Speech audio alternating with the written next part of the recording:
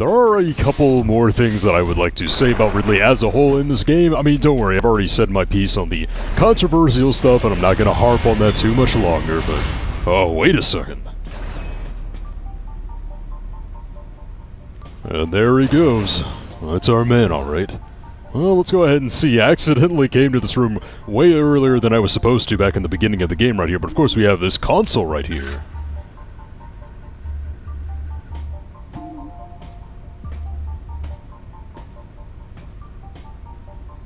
Any objections, Adam?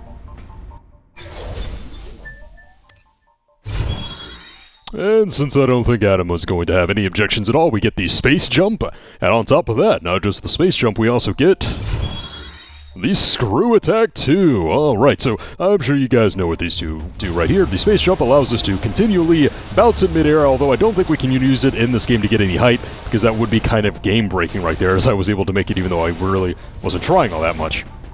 And also, the screw attack is the most powerful weapon in Samus's arsenal, except maybe the power bomb's able to pretty much kill any normal enemy that it comes into contact with. And I was kind of surprised that both of these power-ups here were able to make it into Other M. I thought it would be a situation like we saw in the Prime games, where it just wasn't feasible to have a lot of these abilities of Samus turn up in a 3D space. The space jump was definitely one of those. Of course, the space jumps in the Prime series, I think that was just kind of the double jump, or was that just the high jump boots? Yeah, I think it was just that the space jump was relegated to a double jump in the Prime series, and of course the screw attack in the Prime series, in Prime 2 and onward, I don't even know, was it in Prime 3? I think it may have been. I've actually kind of forgotten already. I don't know how I forgot. But that was heavily limited. You could only use it 5 times, and the control was kind of wonky and not all that great. But yeah, the screw attack and the space jump are both back here in Other M, operating in kind of the same capacity that they did all the way back in Super Metroid. The screw attack, like I already said, being an incredibly powerful attack, able to one-shot most enemies like it was able to do in Super, and the space jump, letting us cross pathways like that pretty much no problem by letting us keep our altitude. Cannot gain additional altitude because, again, that would kind of break the game with that type of ability, but they brought it back as faithfully as they probably could have, which I didn't really expect. I didn't think the space jump in that capacity, where we could just go an infinite distance in a horizontal way, to come back in a 3D game whatsoever, but that might be another reason for Other M's more streamlined and constrictive level design, that they wanted to make all of the powers from Super Metroid actually work, which, now that I'm thinking about it, yeah, pretty much all the power-ups from Super Metroid are here and accounted for. When we were getting the tutorial at the beginning of the game, we didn't really know that we had, like, the screw attack and the space jump and the grapple beam and the speed booster and things like that, but nope, they are here and accounted for. So this is definitely Super Metroid Samus as far as what she had is concerned right here. I guess the last one is a gravity feature, but we'll get to that in a little bit.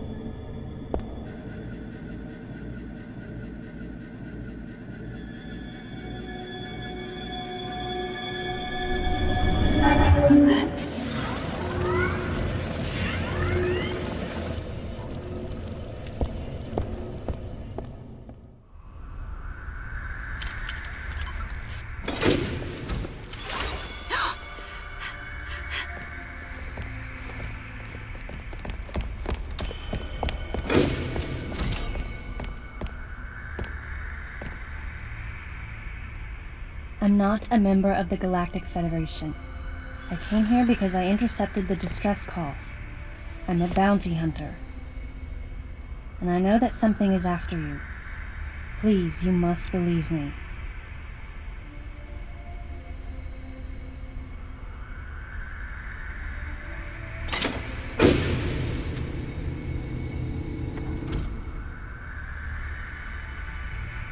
Thank you. I'm Samus Aran. What's your name?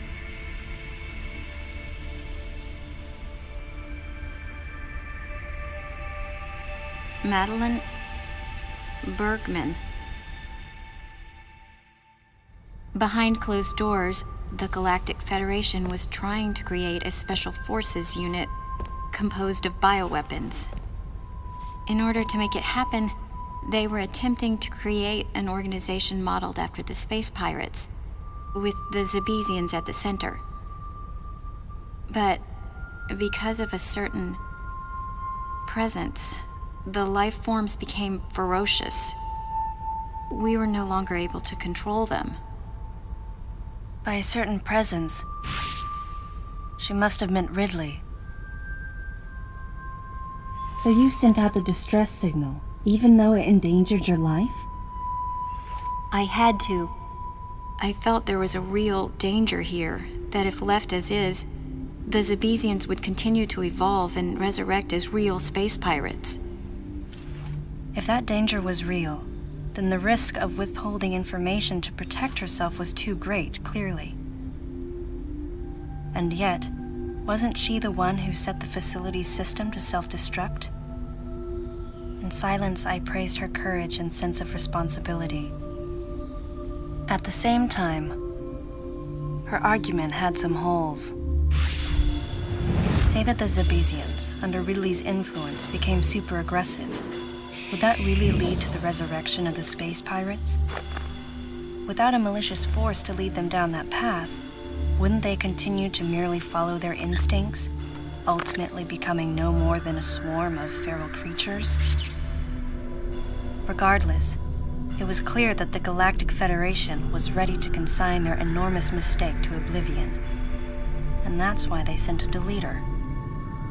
And as for Madeline and others who knew the secret?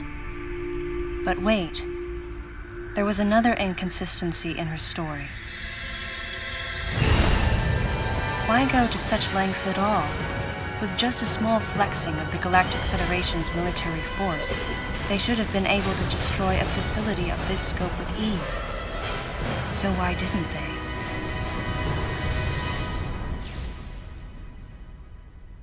Actually, there was an even more dangerous plan. Come with me.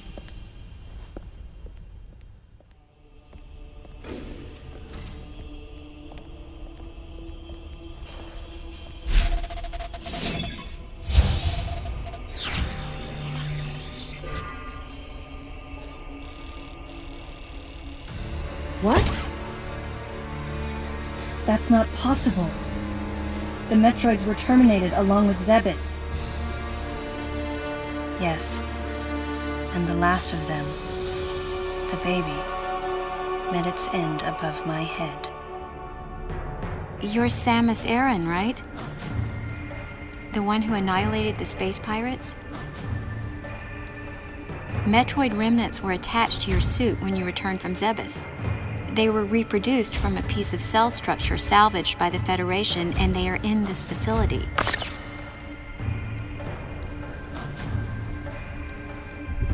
I gave your suit a polish so you'd be at least somewhat presentable.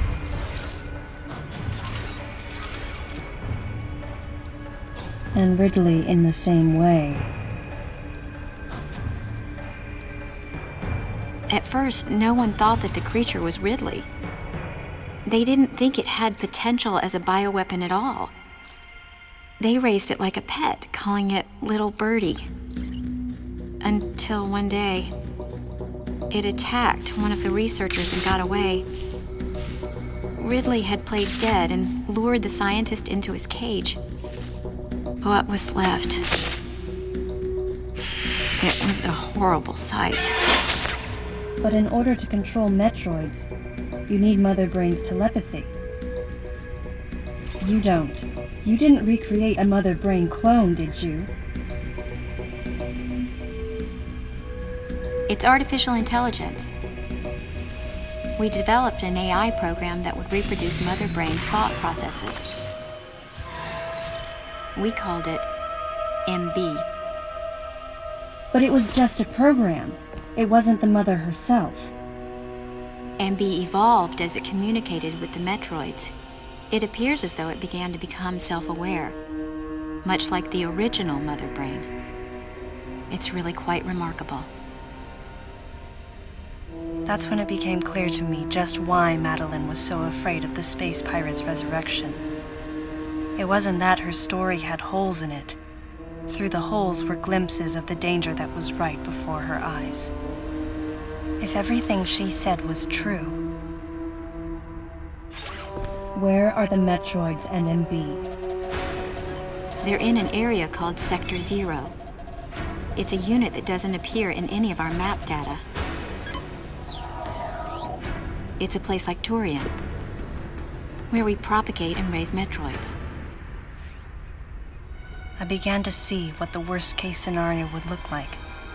The ultimate weapon, the Metroid, would be mass-produced, and as soon as an AI that could control them was developed, the plan to create a special forces unit modeled after the space pirates was replaced. But as the AI called MB spun out of control, the facility became a place much like the planet Zevis.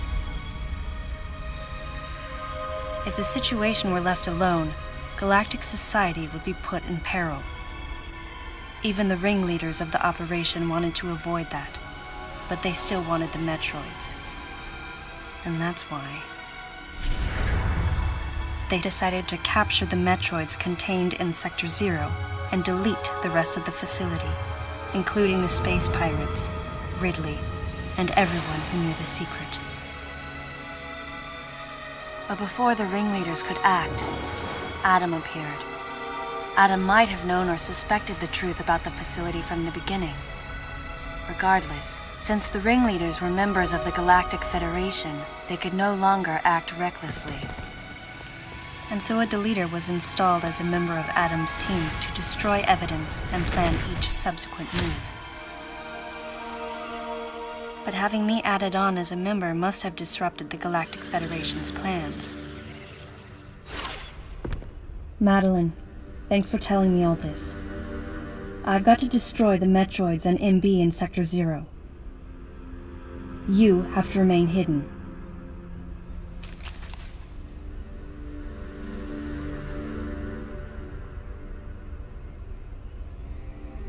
Don't worry. The Galactic Federation CO who's here now will help you. You're safe.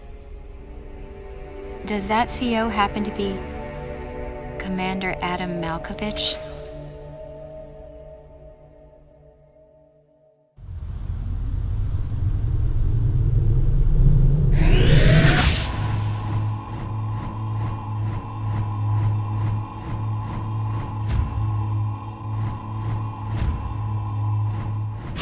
The real leader of this operation is Commander Malkovich. I can't believe that he's here.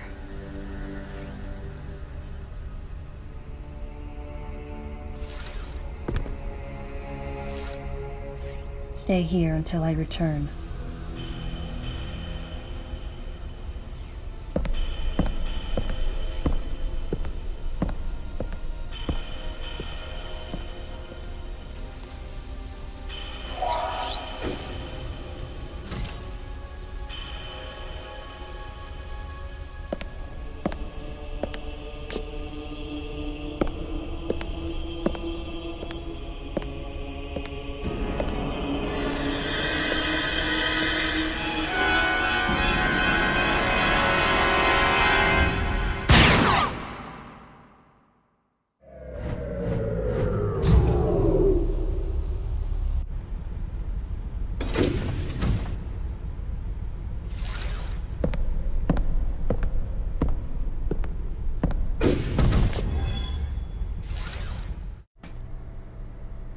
Okay, so that is way more meat on the proverbial Metroid story bone than I ever thought we would get from a Metroid game, I gotta say. Up until this point, I would say it's still been pretty simplistic, nothing all too complicated. I mean, the stuff with the deleter, as you're gonna see the raw power of the screw attack here, the stuff with the deleter was, you know, pretty intriguing, pretty interesting stuff right there, but having this completely new layer right here, where apparently they were trying to recreate Mother Brain in order to control some Metroids that they got from the DNA off of Samus's suit, which is also how they got their hands on Ridley, and Adam being the commander of all that, and the deleter still going around, who looks like it could be Adam right now too, if he's trying to cover all this up. You know, it's a lot of intrigue, something that you really wouldn't expect a Metroid plot to have. In pretty much any context, really. I was thinking about, does any plot in a Metroid game really come close to this level of complexity? And no, they don't. I mean, the original 2D games going all the way up to Fusion definitely didn't. And for the Prime games, well, I mean, the plot was never really front and center in that series either. I mean, it got kind of complex there in Prime 3, I suppose, a lot more characters and things going on there, but there was never, like, a great degree of mystery with like a potential traitor and illegal activity going on with the Federation and things like that.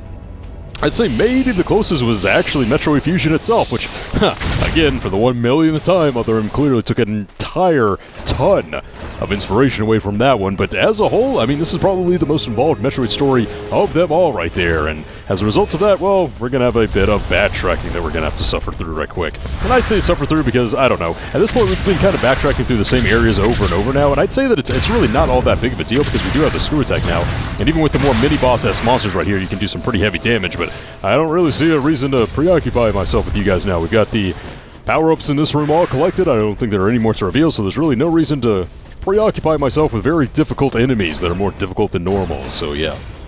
So the thing we have to do now is find the hidden Sector 0 right here and see if we can hunt down MB, that Mother Brain clone, along with all the Metroids that they've kept on this place. Are you kidding me? Okay, I thought we were actually done with this guy, but apparently we are not. Okay, well, let's see how much damage you're going to do this time, buddy. We were in a much wider open space whenever we fought this guy last time, so perhaps it'll be a bit more difficult, but I think this is our first encounter with this guy since we got the Plasma Beam and the Super Missile, so you would think he would be a great deal easier due to both of those facts right there. And it looks like his attack patterns have been simplified to account for Wow, that was it?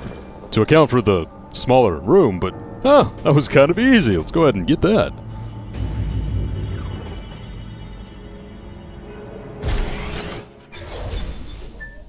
That's going to be the Seeker Missile. Yep, this is the multiple missile shot that was first introduced back in Prime 2 Echoes, I believe. Yeah, its first appearance in a game outside of the Prime series there. And I thought that I could get this grapple beam point right here, but I guess we have to wait for that to, like, burst open a little bit more or something like that. But yeah, that's the...